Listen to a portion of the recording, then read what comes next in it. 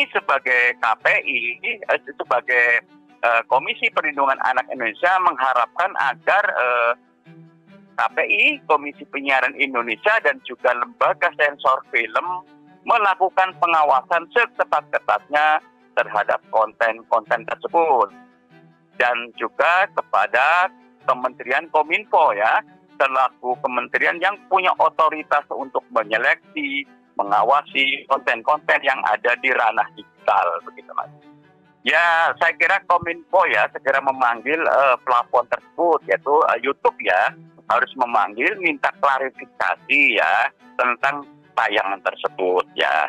Nah, kalau sudah terklarifikasi bahwa plafon channel YouTube benar-benar menayangkan konten yang berbau LGBT atau LGBT, maka segera memberikan sanksi, bisa pemblokiran, bisa teguran atau apalah, karena memang ranah-ranah digital itu tidak boleh diisi dengan konten-konten yang pornografi, LGBT, dan terorisme dan sebagainya. Jadi konten digital di Indonesia harus diisi dengan konten-konten yang positif dan produktif untuk pendidikan anak-anak, hiburan yang positif untuk kita semua dan sebagainya.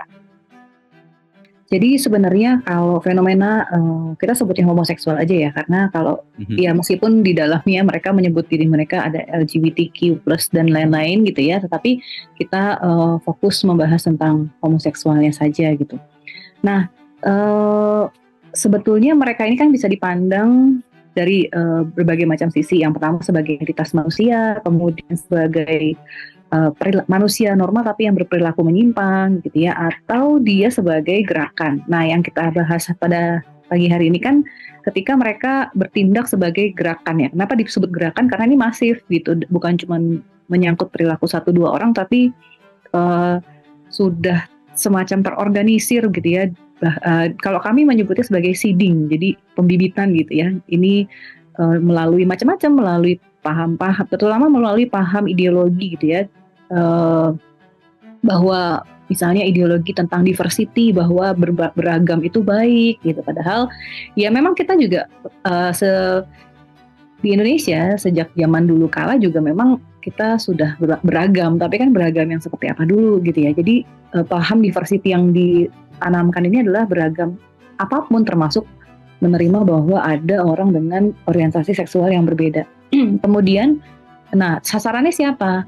Ya sasaran tentu manusia segala usia gitu ya, termasuk anak-anak. Kenapa anak-anak juga disasar? Karena mereka adalah kaum yang paling rentan untuk menerima paham-paham tanpa mempertanyakan. Apalagi kalau di dalam orang tua, keluarganya gitu ya, tidak membiasakan membuka diskusi hal-hal semacam ini gitu.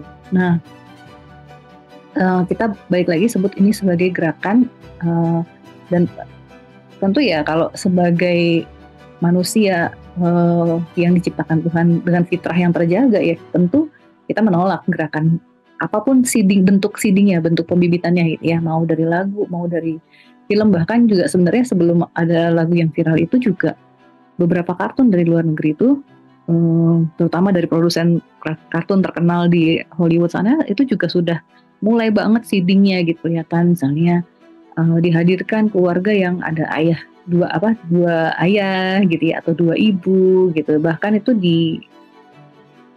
bukan kisahkan, tapi visualisasikan dalam bentuk bis, kemudian dalam bentuk hewan, dalam bentuk hewan gitu dan sebagainya gitu. Jadi sebenarnya ini adalah ideologi yang ya nggak sesuai ya dengan